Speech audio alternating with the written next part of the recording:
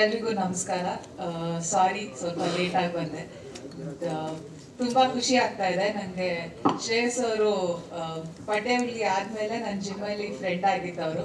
So ಅವಾಗ್ಲಿಂದಾನು ಅಂದ್ರೆ ಸ್ವಲ್ಪ ತೋರಿಸಿದ್ರು ಒಂದು ಗ್ಲಿಮ್ಸಸ್ ವಿಷ್ಣು ಪ್ರಿಯಾದು ಈ ತರ ಸಿನಿಮಾ ಆಗ್ತಾ ಇದೆ ಅಂತ.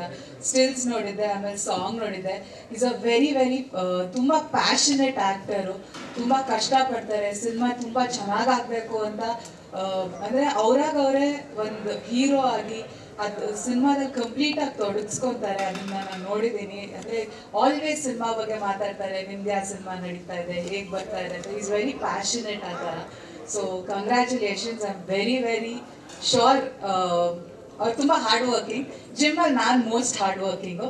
ಬಟ್ ಅದು ಬಿಟ್ಟರೆ ಐ ಥಿಂಕ್ ಸಿನಿಮಾ ಅಂತ ಬಂದಾಗ ಆಸ್ ನ್ಯೂ ಏಜ್ ಆಕ್ಟರ್ಸ್ ಏನೇನು ಬರ್ತಾ ಇದ್ದಾರೆ, is one of the most hard working and talented actors.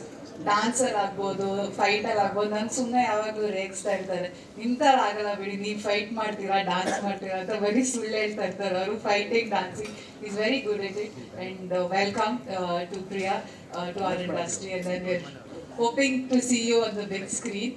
And congratulations ಇಡೀ ತಂಡಕ್ಕೆ. ಆ್ಯಂಡ್ ಮಂಜು ಸರ್ ಅಂತೂ ನನಗೆ ಅಂತೆ ನಮ್ಮ ತಂದೆಯವ್ರಿಗೆ ಪರಿಚಯ. ಅವ್ರು ನನ್ನ ಸಾಕಷ್ಟು ಸತಿ ನಾನು ಇಂಡಸ್ಟ್ರಿ ಬರೋಕ್ಕಿಂತ ಮುಂಚೆಯಿಂದನೂ ನನ್ನ ಮನೆಗೆಲ್ಲ ಬಂದಿದ್ದಾರೆ.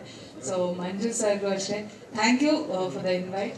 ಆ್ಯಂಡ್ ಶ್ರೀಮುಡಿ ಸರ್, ಅವಾಗಲೇ ಹೇಳಿದೆ, congratulations for Bagheera for giving us a super hit the end of the year. And congratulations ಇಡೀ ತಂಡಕ್ಕೆ.